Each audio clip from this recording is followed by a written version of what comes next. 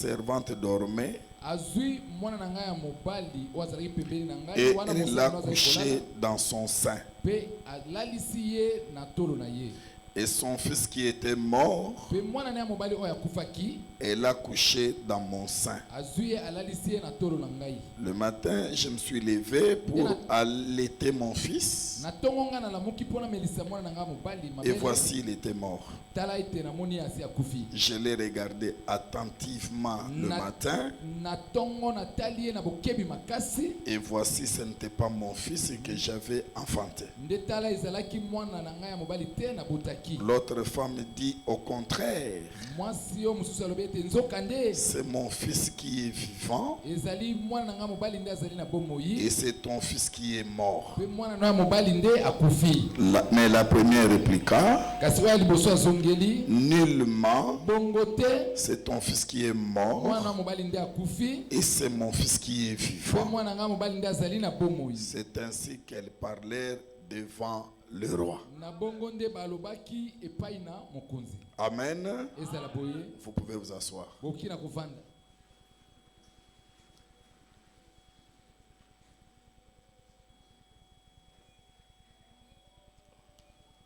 Nous voulons porter une précision.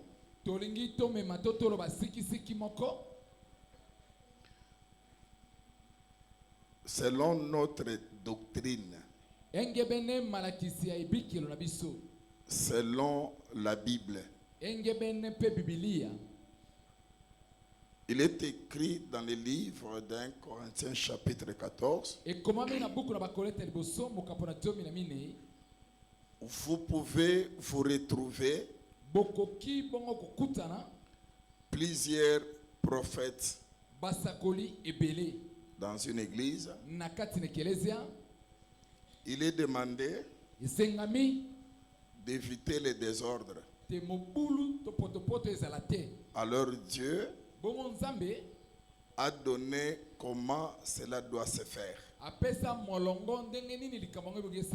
Parce que ici, c'est vive les rois. Ici, tel que nous allons voir ça avec vous, la Bible, la doctrine, elle est au-dessus de qui que ce soit. Raison pour laquelle nous suivons la doctrine. La doctrine est notre sentier. Ainsi, la Bible dit, chacun doit prophétiser à son tour. C'est-à-dire, quand l'autre finit, l'autre prend aussi à prophétiser. Prophétiser aussi, c'est comme prêcher. Tout le monde ne peut pas prêcher dans l'église en même temps. C'est raison pour laquelle la personne qui prophétisait, qui a encore la prophétie au milieu de nous, c'était l'apôtre Didier. Et c'est lui qui prophétisait. Nous voulons vous aider conformément à la doctrine. Parce que vous pouvez être parmi nous, mais vous avez encore un modèle de protestant. Dans le modèle des protestants, il y a là un évêque général. Qui choisit? Qui va prêcher? Et qui ne va pas prêcher? Dans les groupes de prière, il y a encore un ancien permanent comme Bethel. C'est lui qui choisit qui va prêcher et qui ne veut pas prêcher. Dans les groupes de prière appelés les branamistes, dans ces groupes de prière, ils ont un pasteur. C'est ce pasteur-là qui prêche tous les jours. Et là-bas, dans ce groupe de prière, on dit que la chair appartient à ce pasteur. Vous savez ce qui est grave dans ce groupe de prière appelé les branamistes? Même la dîme. La dîme appartient à ces pasteurs. Comment il est riche. Donc, quand vous voyez ces groupes de prière, par exemple, appelés Baruti Tabernacle, sachez que cette chair-là, c'est à lui. Il cède à qui lui veut. Toutes les dîmes, c'est à lui. Quand vous allez dans ce milieu-là, c'est lui qui choisit qui va prêcher. C'est-à-dire, quand tu as ce modèle ici, et que tu viens parmi nous, tu risques d'avoir des problèmes. Il faut qu'il y ait le renouvellement de l'intelligence. Surtout si tu es déjà un fanatique. Quand nous parlons comme ça, ça te dérange. C'est pourquoi l'apôtre Didier disait, il y a les gens qui l'ont dit, vous prêchez bien, mais vous citez les noms des autres, vous critiquez. La personne qui parlait comme ça, l'apôtre Didier, n'avait pas lu la Bible. Prêcher ici, nous avons un modèle. Le modèle, c'est la manière que Jésus a prêché. C'est la manière que les apôtres ont prêché. Est-ce que les apôtres ont cité les noms? Est-ce qu'ils critiquaient Jésus quand il prêchait? Est-ce qu'il a cité? Est-ce qu'il critiquait? L'apôtre Didier nous a dit, ces gens-là étaient ignorants. Quand tu es déjà fanatique d'un groupe, d'une organisation, que Dieu te fasse grâce de lire la Bible. Pose la question à ces pasteurs, à cette structure-là. Va poser la question. Est-ce que cette manière de faire, vous avez une écriture sur tous les groupes de prière branamisme? C'est un groupe de prière qui est sur Rigini ici.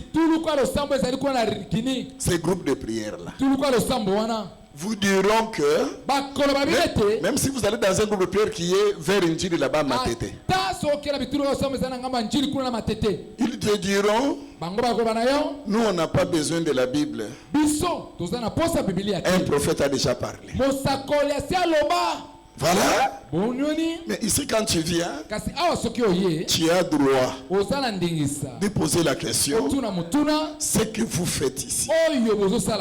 Vous avez un modèle. Nous, on n'a pas un modèle, un prophète. Un homme né dans le péché. Nous avons un modèle. Le prophète qui n'est pas né dans le péché. Tout homme qui est né dans le péché, quelle qu'en soit la grâce qui est sur lui, il reste le serviteur inutile. Je reprends, inutile. À part cette grâce-là, le reste là, il mange le foufou comme moi. En dehors de cette grâce-là, il a besoin de s'habiller aussi. Donc moi, j'ai comme modèle l'université. Nous avons comme modèle celui qui n'a pas été né dans le péché. Raison pour laquelle, quand Moïse, Dieu voulait construire la maison sur la terre. Dieu voulait que sa maison soit construite sur la terre. Quand vous lisez votre Bible, lisez très bien. Dieu a regardé les modèles. Chez les Égyptiens, il y avait des grands architectes. Des grands architectes reconnus jusqu'aujourd'hui. Mais comme les gens qui construisaient étaient nés du péché, Dieu a refusé d'habiter là-bas.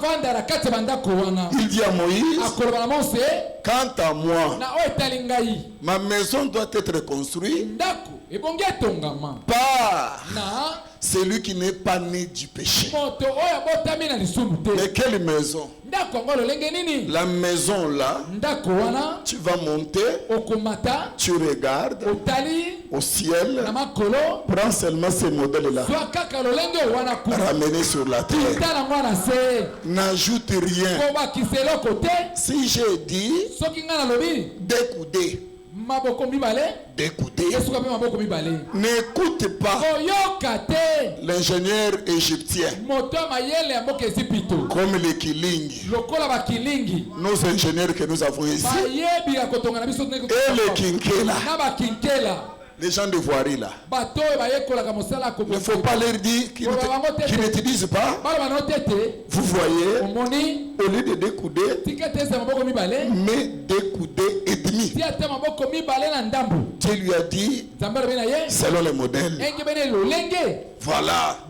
Quand Jésus est venu, ce que vous voyez le Fils faire, c'est ce qu'il a vu chez le Père.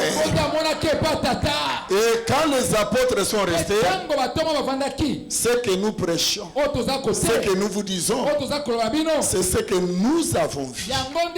Quand nous étions avec lui, nous n'ajoutons rien et nous ne retranchons rien. Les États-Unis n'est pas un modèle. Il y a des prédicateurs, quand ils vont aux États-Unis, ils reviennent, ils changent les danses. Des Timothée. Ils changent la parole, influencés par les États-Unis. Les États-Unis est une grande puissance dans le monde. Mais l'enseignement des apôtres et des prophètes, grande puissance dans la parole. Raison pour laquelle, quand vous venez ici, si pour la toute première fois, même si vous voyez quelque chose qui ne cloche pas avec la connaissance que tu as, tu sais ce qu'il faut faire, mets ça de côté. Sache que ici, tu as droit de poser la question. Tu as droit aussi de nous contredire si nous ne sommes pas dans les Écritures. Alors je disais, la personne qui prophétisait à son tour. C'est l'apôtre Didier. Et l'apôtre Didier, nous avons parlé pendant la semaine. Il est tombé malade. En étant malade, il n'a pas pu. Raison pour laquelle, même à la prière la semaine, on ne les voyait pas ici. Moi personnellement, je l'ai même suivi. Et devant sa femme et ses enfants pour savoir qu'est-ce qui ne va pas. Oui, je me suis rendu compte que ce n'était pas facile. Et je lui ai dit, fais tout, reviens vite si tu prophétises encore. Au moins que tu vas nous dire, je ne prophétise plus. Là, moi, je pouvais. Alors, nous avons dit, il a dit non, je vais commencer le mardi. Le temps de voir encore le médecin pour le contrôle. Raison pour laquelle ceux qui nous ont suivis la semaine, je ne veux pas que tu interprètes mal qu'il a ravi l'apôtre. Quand j'ai parlé, j'ai dit j'ai fait mise au point. Hier après culte, hier après le partage ici, Bartimée me parle de ça. Me dit, j'ai dit non Bartimée, vous écoutez, mais vous ne comprenez pas. La Bible dit, chacun prophétise à son temps. Papa Kalo n'a pas ravi à l'apôtre. Donc, même aujourd'hui, nous avons dit seulement, on lui a dit, si tu es en forme, tu parles comme tu veux. Même 100 ans. Tu ne nous verras jamais venir te dire descends. Non. En bref, nous voulons corriger les gens. Quand vous ne comprenez pas quelque chose, pose la question. Et quand vous posez la question, vous êtes éclairé. Et quand vous êtes éclairé, vous n'allez pas pécher. Je reviens que nous avons le modèle. C'est ainsi, mes bien-aimés, nous avons parlé pendant la semaine. Et dans l'absence de l'apôtre Didier, et comme il s'est rétabli, je l'ai vu encore entrer aujourd'hui. Et j'étais content, j'ai dit, les gens ont besoin de se reposer. Sachez que les prédicateurs ne sont pas des dieux, ce sont des hommes. Ils souffrent. Chacun peut tomber malade. Comme moi par exemple. La santé là est dérangée. Mais cela ne nous empêche pas. Quand on a encore de l'énergie de parler. Ce matin, nous allons continuer. Je vous avais dit, je marcherai que dans ce que l'apôtre Didier avait prêché. Enfin, quand il revienne, lui-même continue. Parce que ce qu'il a nous dit dans son ventre, personne ne connaît. Voici la marche. J'ai touché les premières femmes. Les premières femmes. 2 femmes. C'était toujours dans les chapitres donnés par l'apôtre. Voilà. Il a parlé qu'il y a eu des femmes. Ces deux femmes ont trouvé un accord. Je demande à mes frères et sœurs de me suivre attentivement. Parce que je crois que Dieu guérit les malades et il va te guérir. Alors c'est pourquoi vous vous rendrez compte que je ne parle pas comme je suis habitué de parler. Je parle lentement pour préserver aussi la santé. Mais si tu étais venu pour écouter, si tu n'étais pas venu pour des réunions quelconques, pour nous montrer comment tu es habillé, pour nous montrer combien tu es joli, si tu étais venu que pour écouter, tu feras un effort. En quittant ici, tu as ce que tu étais venu chercher. Ainsi je disais, dans le roi toujours, le livre des rois, on nous a donné le passage de deux femmes. Mais ces deux femmes ici, elles avaient trouvé un accord. Voilà, c'était un accord. C'est quoi l'accord? Les deux femmes ont dit, il y a la famine. À cause de la famine, nous allons nous arranger. Nous allons manger nos fils. Pas un fils, mais nos fils. Si tu es venu pour la toute première fois, n'utilise pas le muscle pour me comprendre. N'ouvre pas les yeux pour saisir.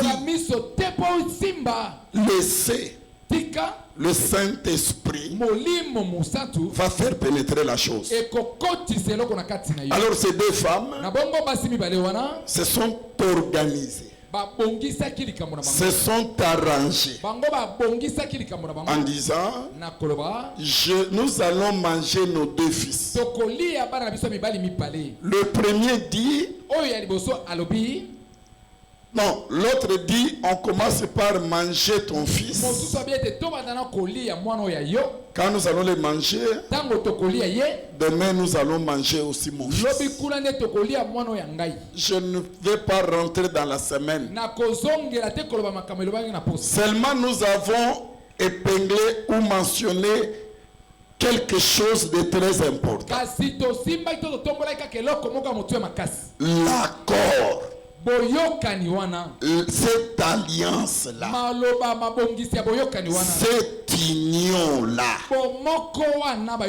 ils ont trouvé l'unité d'un commun accord. Nous allons manger ton fils. Ce qui nous interpelle là, c'est pendant la famine. Avant la famine, cet accord n'avait pas eu lieu. Mais à cause de la famine, c'est comme ça que cet accord a eu lieu. Qu'est-ce qui nous interpelle encore? Comment une femme, pour avoir la grossesse, pendant la grossesse, la femme souffre, elle plaît. Quand elle va mettre au monde, cette femme-là, avant de mettre au monde, elle peut même insulter son mari. C'est pas moi qui l'ai dit. Vous allez dire, docteur, as-tu déjà assisté quand la femme accouche? J'ai assisté avec Jésus-Christ. Jésus-Christ lui-même nous fait assister dans la maternité de l'accouchement. Dans Jean chapitre 16, il donne l'exemple. C'est comme quand une femme veut aller accoucher. Elle a des souffrances. Mais quand elle accouche, elle oublie toutes ses souffrances. souffrance-là. Et là, je comprends qu'une femme qui a souffert vraiment pour mettre au monde, comment il peut lui arriver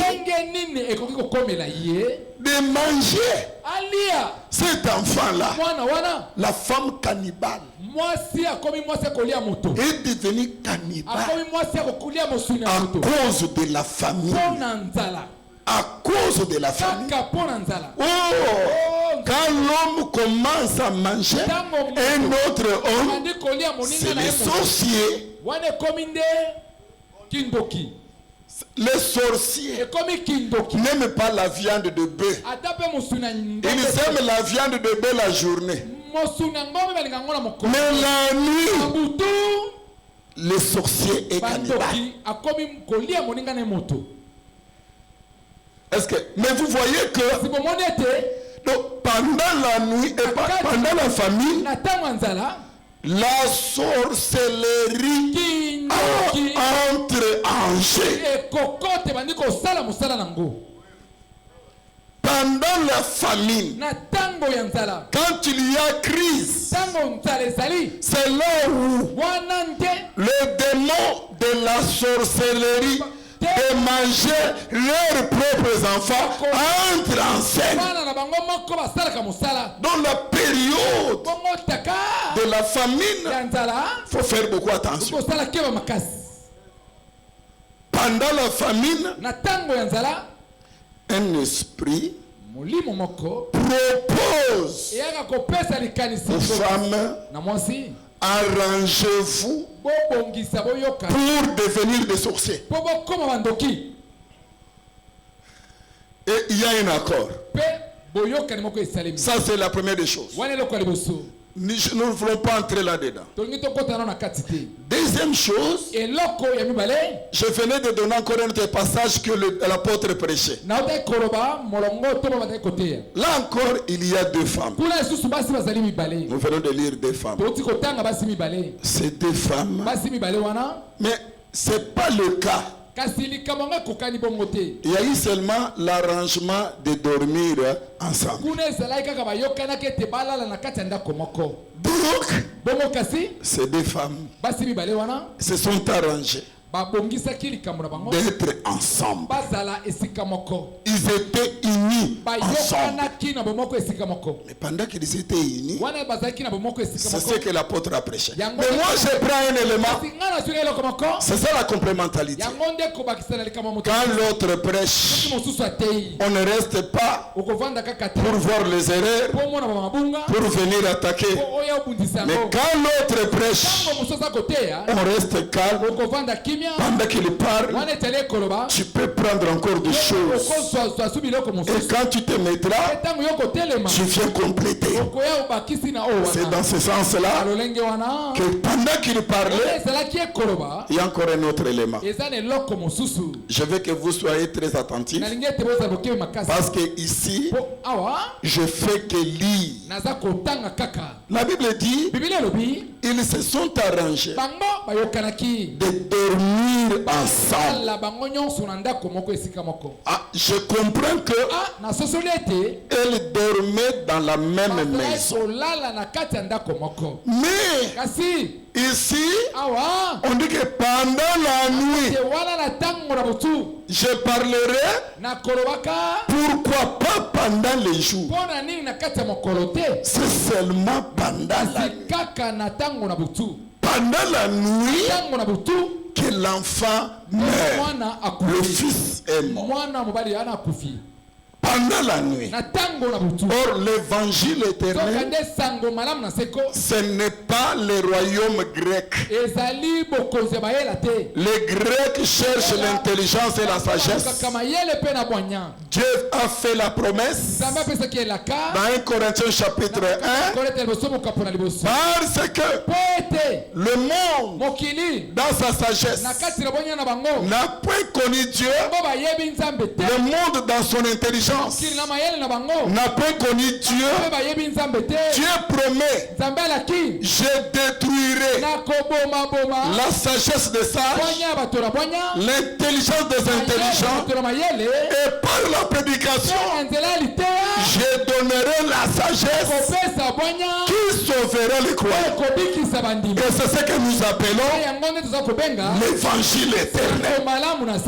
C'est-à-dire, ceux qui ne connaissaient pas l'évangile éternel, l'évangile éternel est opposé aux Grecs et aux Juifs. Aux Juifs, les Juifs cherchent les miracles.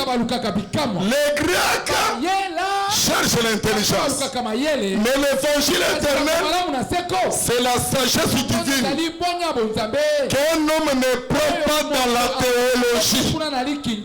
Mais la Bible dit, quand un prédicateur de l'évangile éternel prêche, ce sont des choses l'oreille n'a jamais entendu, qui n'est jamais monté dans le cœur de l'homme, que les yeux n'ont jamais vu, que ce que l'oreille n'a pas encore entendu, l'oreille va entendre dans les écoles où on fait la théologie. Donc l'évangile éternel n'a rien à voir avec la théologie, ni avec le français. Quand vous prenez la Bible, cette Bible ici, vous commencez à définir. Vous lisez un passage, vous cherchez la rousse. Vous cherchez les encyclopédies. Vous cherchez le micro-Robert.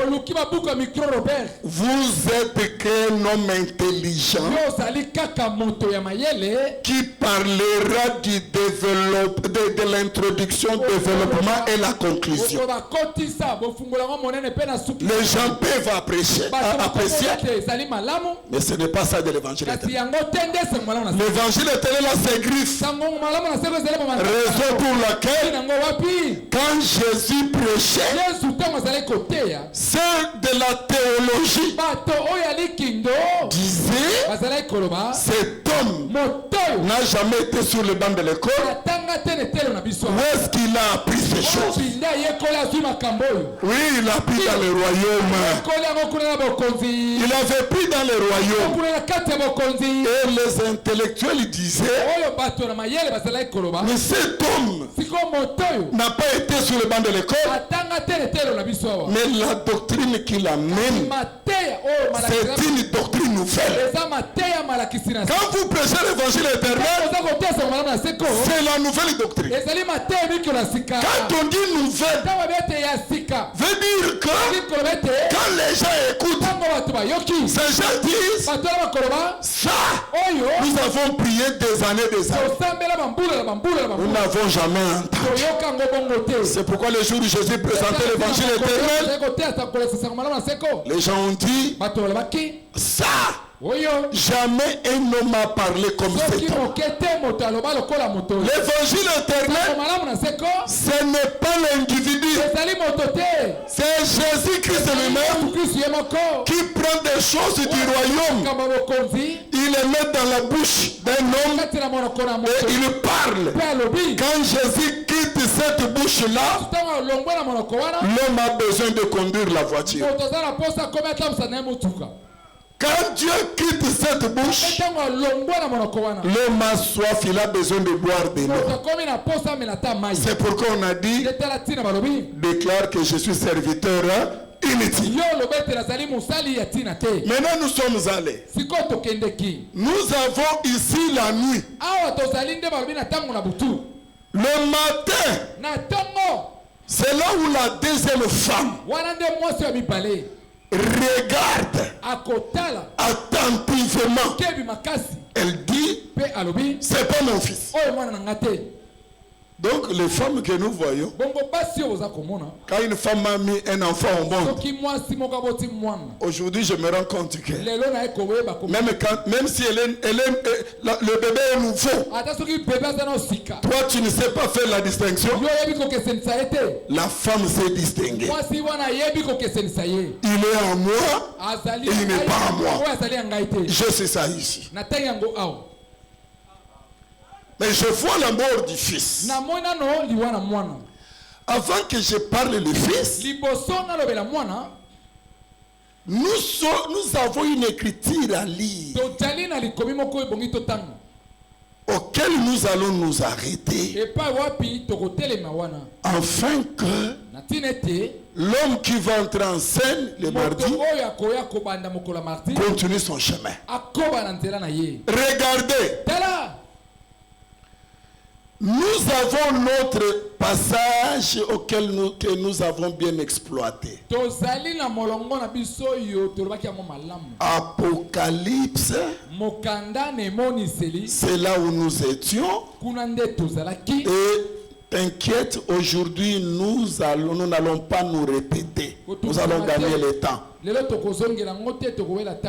Nous avons cette habitude, nous avançons. C'est l'église de Pergame. Nous étions dans Apocalypse chapitre 2. Vérifiez-nous par rapport aux Écritures et par rapport à la parole. Nous sommes arrivés au verset 14. Mais j'ai quelque chose contre toi. C'est que tu as là des gens attachés à la doctrine de Balaam, qui a enseigné à Balak à mettre une pierre d'achoppement devant les fils d'Israël pour qu'ils mangeassent des viandes sacrifiées aux idoles et qu'ils se livrassent à l'impudicité. Verset 15. De même toi aussi, tu as des gens attachés pareillement à la doctrine de Nicolaï. Qu'est-ce qui nous intéresse? Répands-toi donc. La petite phrase. Répands-toi donc. Ici, nous avons exploité le nom d'un certain Balaam. Je ne reprends plus, j'avance. Nous avons essayé de voir la provenance de Balaam. Parce que ici, suivez-moi, ici, c'est Jean qui parle. L'évangile éternel parle du pourquoi et de la provenance. Très important. Je commence ma démarche. Étant un prédicateur, parle pourquoi. Et en œuvre du pourquoi, si je pose la question pourquoi et que je n'ai pas la réponse, je cherche la provenance. Si j'ai la réponse de la provenance, je commence la marche. Tandis que la théologie, quand il touche, on cherche les dictionnaires, les encyclopédies pour avoir la définition. Et quand on a la définition, on commence la marche.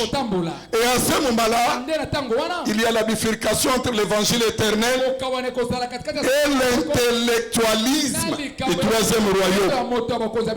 Maintenant, moi, en lisant Jean, dans le livre d'Apocalypse, je veux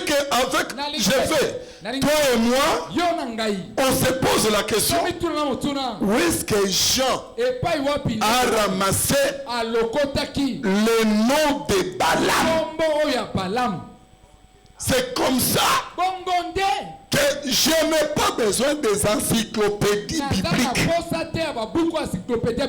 Parce que les définitions qui sont données là-bas, c'est les intellectuels qui l'ont fait. Auxquels je ne contredis pas et que je peux aussi contredire. Quand je vais maintenant, je cherche la provenance, je vois Nombre chapitre 22, Nombre chapitre 23, Nombre chapitre 24. Je dis, où est-ce que... Ah, d'accord. Jean a ramassé Balaam dans le livre des Nombres. Je sais maintenant... Là où Jean a ramassé Balaam, cela me pousse d'aller lire Nombre, savoir qu'est-ce que Balaam a fait en réalité. Deuxièmement, c'est qui Balaam? Qui était Balaam? Quand je suis allé dans Nombre, parce que le bien-aimé mon collègue Jean dit que Jean n'a pas tout détaillé. Jean dit que c'est un enseignant. Mais qui a enseigné qui? Il a enseigné Balak. Qu'est-ce qu'il a donné comme enseignement? Si tu es branamiste, l'occasion pour toi pour que Dieu te visite. Écoutez bien, frère. Vous voyez cette démarche? Quand je lis mon collègue Jean, il dit Balaam a enseigné.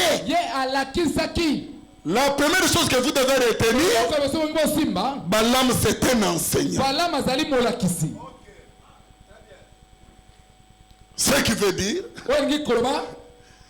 les enseignants, nous pouvons les avoir beaucoup à la télé, surtout aujourd'hui dans la République démocratique du Congo.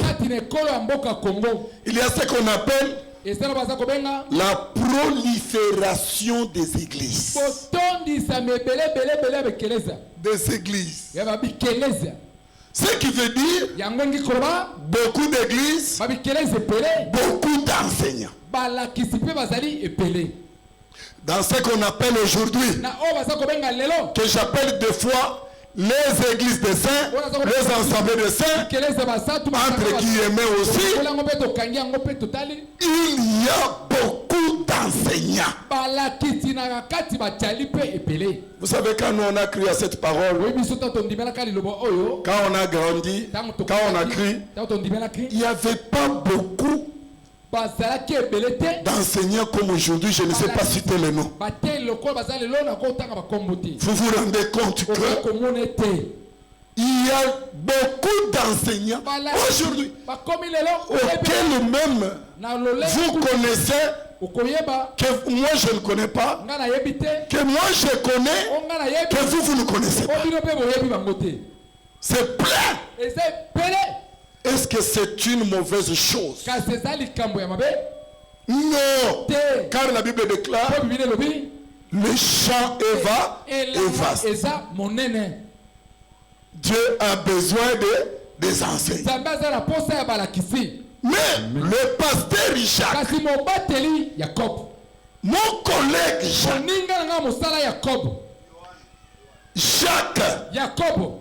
Jacques dira que parmi vous, qu'on ne trouve pas beaucoup, parmi les frères, il n'a pas dit parmi les païens, il n'a pas dit parmi les femmes.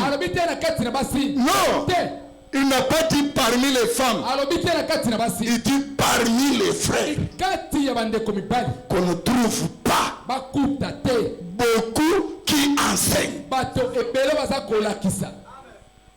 Mais aujourd'hui, j'ai comme impression, il n'y a pas un métier qui paye bien en RDC. Si ce n'est qu'être un enseignant dans l'église, ça paye bien. Tous ceux qui n'ont pas étudié se justifient en disant je n'ai pas besoin d'étudier. Est-ce que Jésus avait étudié? Je suis d'accord avec eux. Mais est-ce que Jésus t'a donné la chose?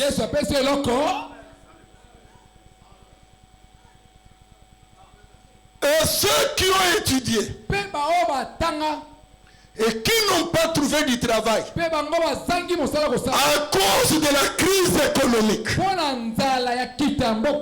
à cause de la souffrance, ils ont compris, vaut mieux que je devienne enseignant, je mangerai la dîme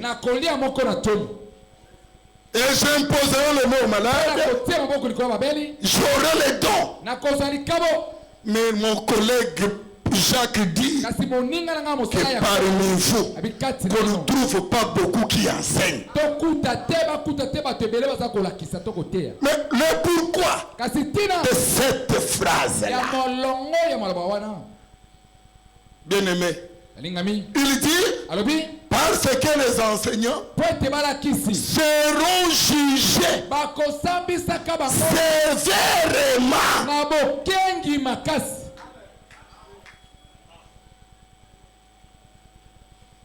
Mais enseigner, ça devient une gloire. Hein? C'est pourquoi vous voyez, je peux, pendant que je parle ici, l'autre est assis sur le banc. S'il me donnait devant cette foule, regardez comment j'allais parler. Une gloire inutile. Ça devient un titre que les gens se disputent même ce titre. Regardez dans les églises aujourd'hui. Il y a même des frères qui font des comparaisons. Docteur là, le prophète là, celui-là, Aleki Musika. Lui là-bas, il surpasse. Est-ce que vous voyez ça? Mais on nous dit ceci. Balaam, c'est un enseignant. Mais les frères Jean, mon collègue là, que Dieu le bénisse, quand nous allons nous revoir, les frères s'embrassent. Les frères s'embrassent. Quand vous prêchez, il faut que les frères s'embrassent. Mais quand vous prêchez, un autre frère boude. Ce n'est plus les crocodiles. Raison pour laquelle, quand moi je dis les frères, je vous appelle que chaque écriture doit embrasser une autre écriture. Ne faut pas, quand je dis frère, toi tu es en train de voir un homme. Le frère que je parle, c'est le verset. Quand vous prêchez, chaque verset doit dire Amen, Amen, Amen, Amen. Mais si d'autres versets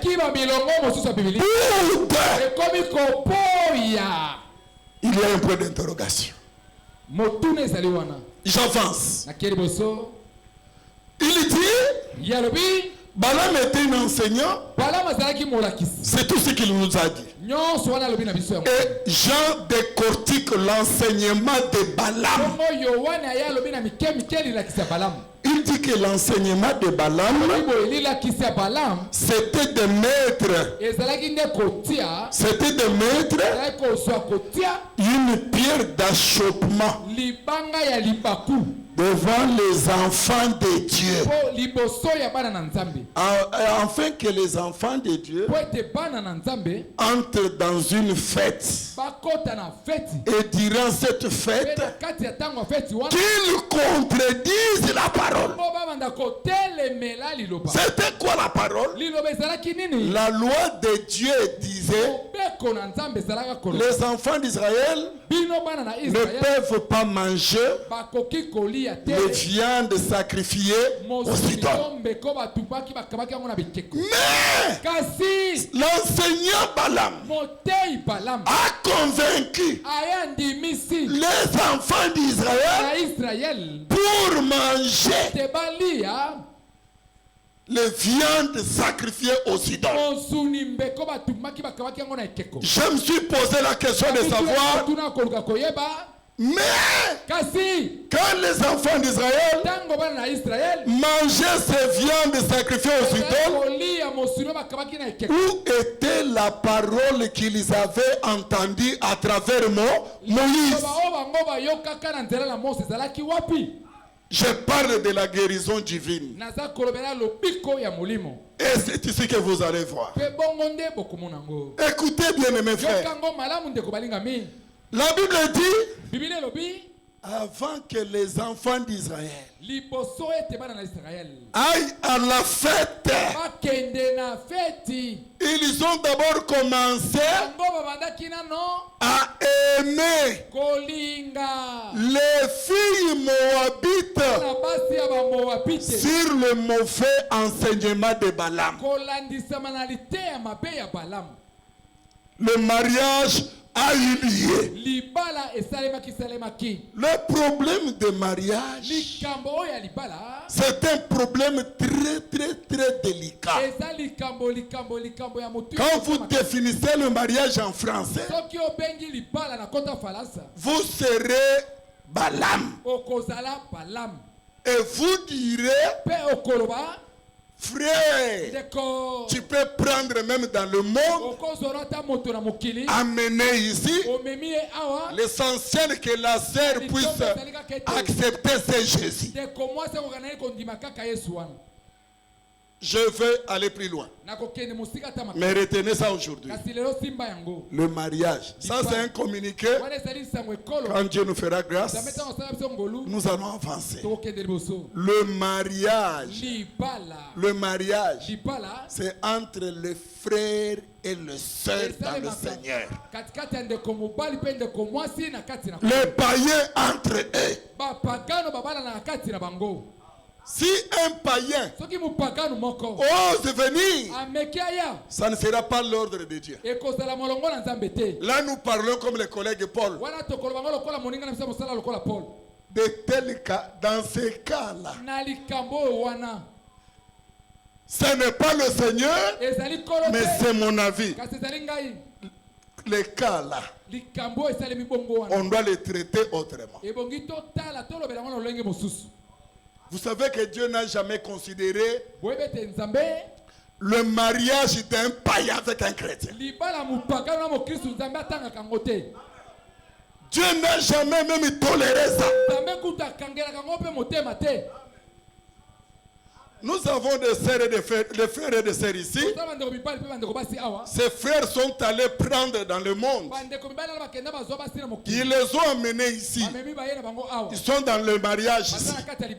Mais nous disons à ces frères, si cette sœur-là est là, cette histoire-là, Dieu n'a jamais toléré ça.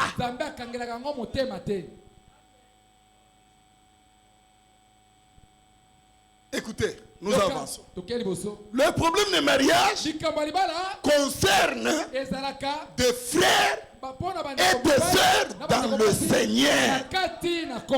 Je sais que ça fait mal, mais accepte ça comme ça. quand un païen vient épouser une sœur en Christ, Dieu le tue. Je vais vous montrer ça dans la Bible. J'avance. Le mariage par Balaam, l'enseignant Balaam, c'est là que je veux m'arrêter dans la guérison divine. Regardez, frère, j'aimerais vous dire ceci. Le Seigneur dit, retenez ça pour saisir le mariage que je parle de la plaine de Moab. La Bible dit, si vous croisez une fille de Dieu, une fille juive, qui est fiancée par exemple à Ambeman. Ambeman, frère en Christ. Et qu'un homme crée un autre juif couché avec cette fiancée. Écoute la sentence. Dieu dit, vous allez tuer cet homme-là parce qu'il a couché, non pas avec la fiancée, il a couché avec la femme de son frère.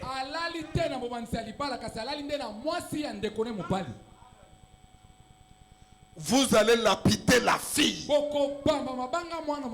Pourquoi? Parce qu'elle n'a pas crié. Si c'est dans la ville. Ce qui veut dire, il fallait que la fille refuse.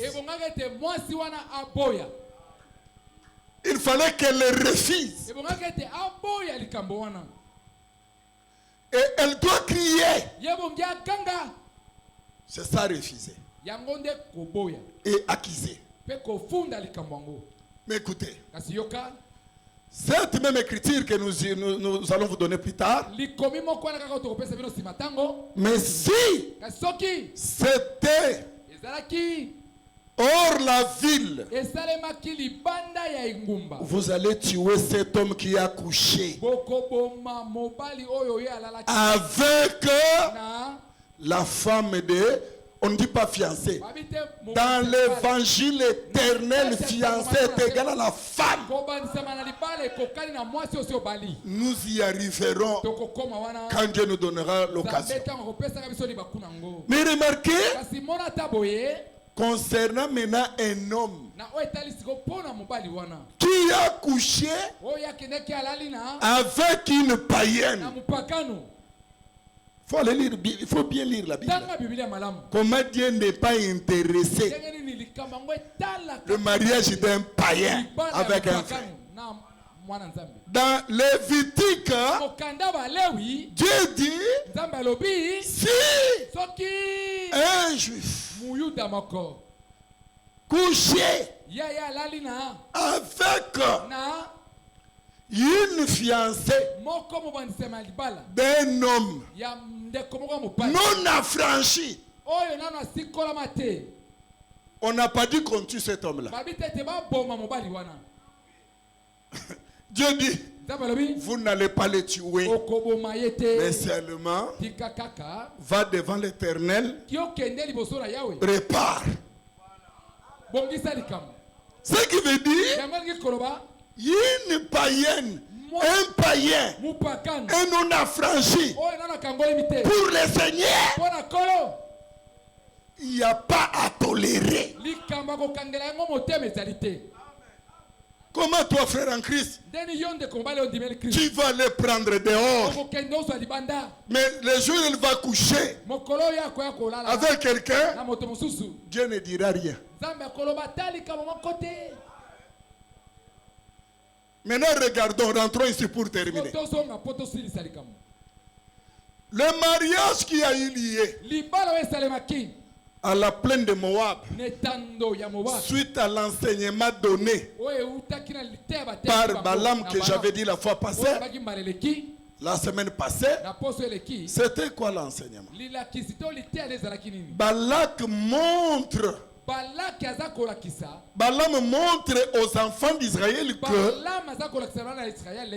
la loi a dit un fils, un juif ne peut pas se marier à une fille ou un homme de la nation. Balaam a dit oui. Applaudissons cet enseignement. Mais les Moabites ici, ce ne sont pas les nations. Non, c'est la postérité de Lot. Or Lot, le neveu Abraham, ce sont vos frères. Mariez-vous. C'est ce qu'on appelle la plaine de Moab. Et à cause de cet enseignant-là, Israël a commencé à prendre les filles du monde, les filles des nations. Il y a eu l'union, le mariage. Mariage, cette union-là a crucifié le fils,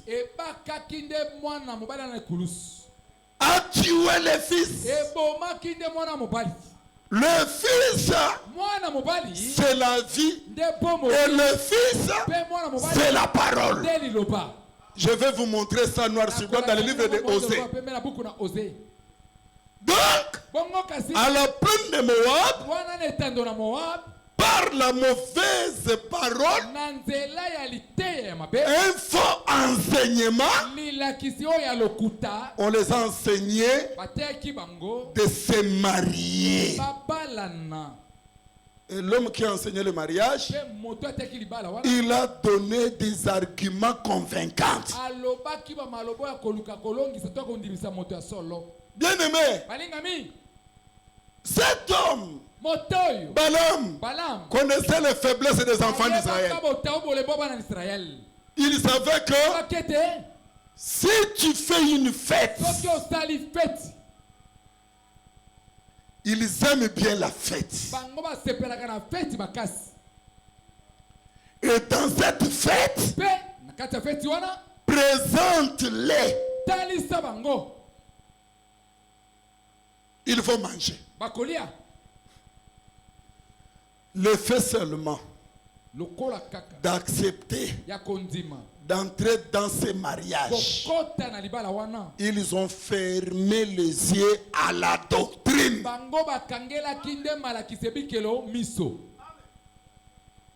Parce que, c'est comme nous avons certains frères qui vous donnent des arguments. Parce que tu vois, j'ai regardé parmi les sœurs ici, Serwana Konda, Basero Balia Batinate, Bafer Baza Tinate, Yaye Azomona Bango Libanda. Lui, il voit seulement dehors. Frère Ozomona Tinate Oyo. Les frères là que toi tu le vois. La sœur Kozomona Zatinate Wan. Ceux qui ont payé le vêtement, la nourriture et le lit conjugal. Akoma kitoko alekena baobali banda. Elle va dépasser tous ceux-là qui sont dehors. Écoutez bien, frère. C'est ce qui rend la femme belle. Les trois choses que la Bible a dit. Maintenant, on demande à l'église de Pergame. Toi, l'église de Pergame, tu as la foi. J'ai applaudi. Mais tu as les gens attachés à l'enseignement de Balaam. L'homme le plus dangereux dans une église, c'est Balaam. Je dis dans l'église. Parce que quand vous lisez, la Bible reconnaît que il avait la foi. Dans cette église, il avait la foi. Donc Dieu d'abord apprécie la foi de l'église. Mais il trouve que Balaam, son enseignement faisait rage. Qu'est-ce qu'on trouve encore chez Balaam? Balaam a eu le visage d'être un prophète. Mais en réalité, il n'était qu'un devin. J'ai démontré la différence entre un devin et un prophète. Le devin connaît aussi les Écritures. Le devin dit aussi les choses et vous voyez l'accomplissement. Mais on reconnaît un devin par le faux enseignement.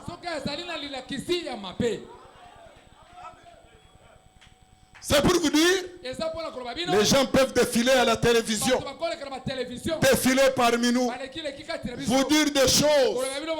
J'ai vu dans ton cœur, j'ai vu ceci, j'ai vu cela.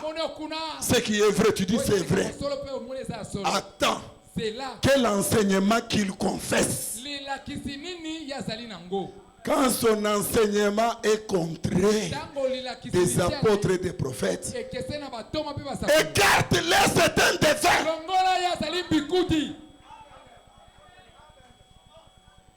Est-ce que je me fais comprendre? Maintenant, le branhamisme, le pentecôtisme, les catholiques, tout ce monde-là, vous allez comprendre comment tu peux être parmi eux. Bien-aimés frères, l'enseignement, les jours où il y a eu les fêtes, les accords, comme j'expliquais, j'ai dit ceci. Cette fête, ce mariage-là a eu lieu à Sittim. À Sittim. Or Sittim, c'est le dernier campement. Cela annonçait là où Paul a ramassé à la fin. Le dernier jour, la fin du temps. Je n'ai pas besoin de lire Paul pour parler que nous sommes au dernier jour. Le dernier jour veut dire le dernier campement. C'est là où Moïse s'est arrêté. Dieu amène Moïse. Regarde l'enlèvement. Regarde l'enlèvement. C'est ici. C'est ici. Les accords. Les accords. Les alliances des hommes viendront à Sittim. Quand vous verrez les accords entre les hommes, les alliances entre les hommes, sachez que nous sommes à Sittim. Cana est là.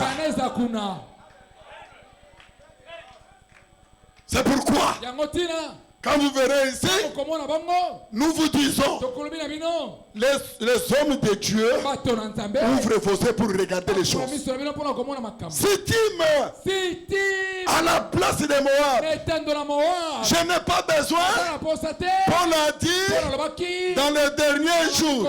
Non, ça je répète Paul. Moi je vous dis, là où Paul avait ramassé, on est appelé les derniers jours.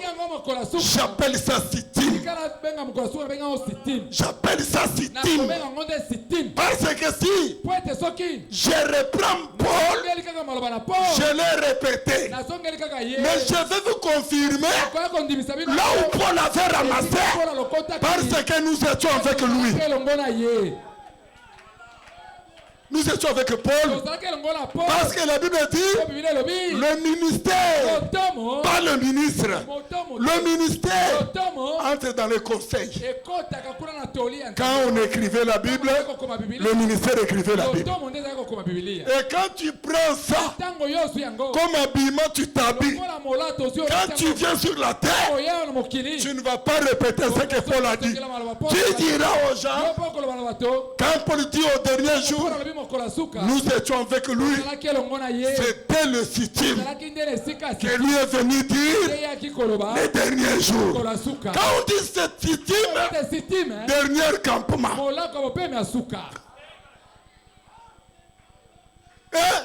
Dernier veut dire ceci.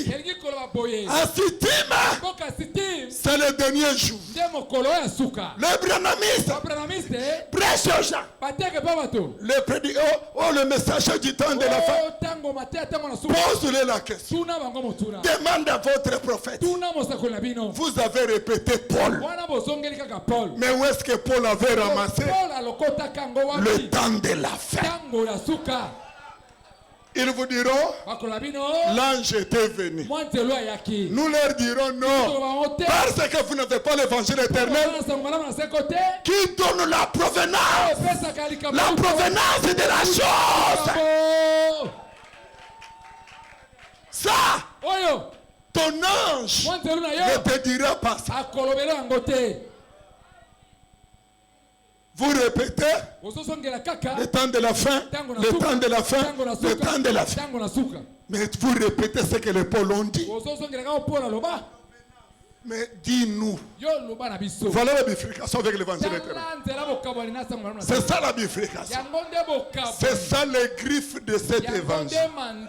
C'est ce qui fait la beauté, le circulaire. Ce n'est pas de la tautologie, car Dieu a aimé le monde, qu'il a donné son fils aîné, afin quiconque croit en lui ne périsse pas, mais que la vie éternelle. Bande konangai, omenenge nzamba na bolingo, tala nenga linga kimukili. Ça c'est la tautologie. Oh le biwana. Lui seconde version peut dire ça aussi. Mais l'évangile éternel, quand on te parle, tu dis ça. J'ai toujours lu la Bible. Mais je passe outre.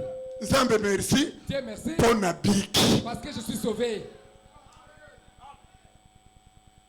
Et là, c'est là où nous verrons les accords. Comment saurions-nous que nous sommes maintenant? Nous sommes maintenant avec vous à Sittim. C'est quand nous verrons les accords. Entrez dans la politique. Vous êtes à la télévision. Il y a les négociations. Argile et le fer s'entendent pour faire quelque chose. Quand les gens cherchent à atteindre un objectif pendant la famine, ils peuvent négocier même pour devenir des cannibales.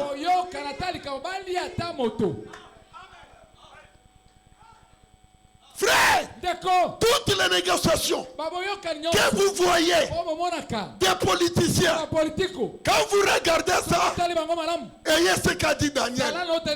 Quand vous verrez, sachez que toutes ces choses annoncent que nous sommes à Sittim. Bientôt nous allons traverser. C'est pourquoi, dans les négociations, il y a aussi des trahisons. Tu manges mon fils, quand c'est à toi, tu trahis. Il y a des trahisons dans les négociations. Avant de parler le ciel, parle d'abord de la terre. L'évangile éternel explique qu'il y a les négociations. Bon geste. Il y a les négociations. C'est pourquoi, frère, quand vous entrez dans toutes ces églises, ne touchez pas les églises. Vous allez voir les gens de FCC qui négocient avec ceux de l'opposition et qui font une alliance. Le peuple qui maintenant les choses vont marcher. Non, il a mangé son fils. Elle a mangé son fils. À son tour, elle va refuser et la guerre entre.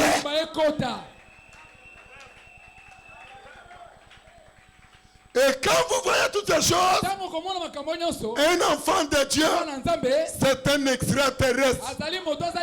Seigneur, ils sont dans ce monde, mais ils ne sont pas de ce monde. Père, préserve-les du mal. Le mal, c'est quoi? La trahison dans les accords pour crucifier l'enfant. C'est pourquoi, regardez, l'Afrique s'est réunie. Ils font leur Afrique. Tshisekedi, le président de l'Afrique. L'Europe s'est réunie. Président de l'Europe. Mais Poutine, Russie, est dans l'Europe, mais il trahit.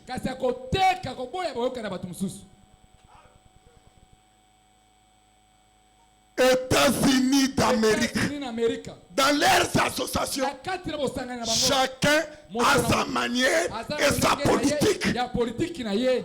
Mais ils disent, nous sommes ensemble. Le mariage, le faux mariage. Quand vous entrez, frère, dans la religion, regardez la télé, vous suivez les combats, les gens s'unissent, créent leur réseau. Le premier union, c'est ce qu'on appelle l'écuménisme. À l'époque, je vais prêcher ça encore. J'étais contre la personnalité civile. Personnalité qu'on appelle juridique. Qu'on donne maintenant l'arrêté ici. J'ai dit, c'est diabolique. J'ai dit, c'est satanique. Vous savez pourquoi j'avais enseigné sur ça? Parce qu'à l'époque, pour avoir l'arrêté, il faut entrer dans le CZ de Bokeleyal. L'église de Christ au Congo. Ce qui veut dire, ils ont réussi à amener toutes les églises. 15e communauté, première communauté, 8e communauté, 9e communauté. Et nous, Dieu nous a dit à l'époque, nombre, chapitre, je garde dans la poche.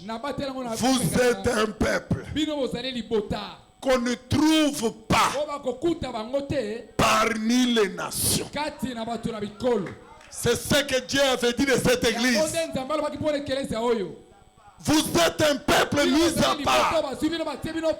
Quand on va trouver sur la liste, première communauté, deuxième communauté, troisième, on cherche l'église, assemblée de saints, on ne va pas les trouver là-bas.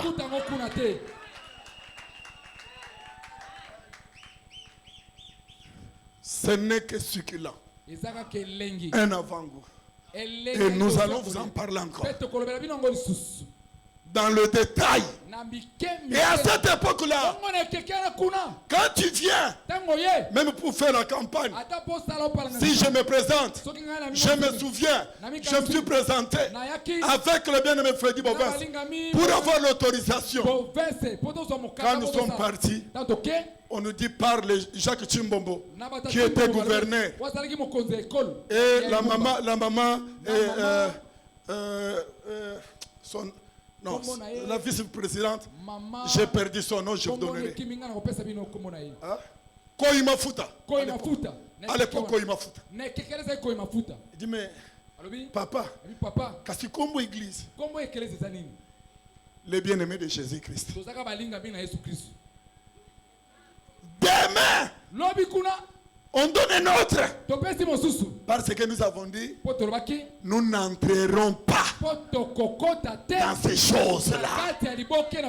Parce qu'il y avait un représentant légal qui s'appelait Bokeréal, plein de tous les démons. Et nous, avec la chose, se soumettre, c'était la trahison. Bien-aimés frères, on était prêt même de mourir. Oh, que Jésus soit loué. On était prêt de mourir. Parce que nous, on ne priait pas pour la gloire, pour les honneurs, la vie éternelle. C'est ce qui était notre préoccupation. Ce n'est pas le cas aujourd'hui. Que Dieu t'aide à revenir. Écoutez comment ça a été, frère. C'était quoi? Kimbangu, protestant, SZ, musulmans et catholiques. Ah. Aujourd'hui, nous avons des frères ici qui sont les honorables, les rapporteurs. À cette époque-là, aucun général, aucune autorité pouvait venir prier avec nous. 4 religions seulement. Que Dieu bénisse sa parole. Mais ces gens-là qui s'initiaient, catholiques, protestants, chacun a sa propre doctrine. Le pape des catholiques demande aux catholiques fermer les yeux sur le problème de Kimbangu. Kimbangu n'a jamais été un prophète. C'est un défunt. Les Kimbanguistes, pardonnez-moi, Kimbangu, c'est un défunt. Les politiciens ont droit de l'appeler prophète. Parce que les politiciens n'ont pas la connaissance sur l'un prophète et un défunt. Mais pas toi. Pas toi. Parce que Kimbangu a dit des choses. Les choses se sont accomplies. Mais il a enseigné quoi? Il a enseigné quoi? Et voici tel père, tel fils. Regardez les Kimbanguistes, comment ils adorent. Est-ce que toi, tu peux m'adorer un jour? Si je joue ici, vous allez me jeter dehors, n'est-ce pas? Et si vous me jetez dehors, je dis quoi? Vive les rois. Je ne suis pas venu chercher la gloire. Si ce qu'on fait de moi, c'est pour mon salut. On reconnaît un vrai homme de Dieu par l'humilité à la parole. Même si on va dire, c'est fini pour nous. C'est Dieu qui a fait ça pour moi. C'est lui qui donne l'honneur, c'est Dieu. Là,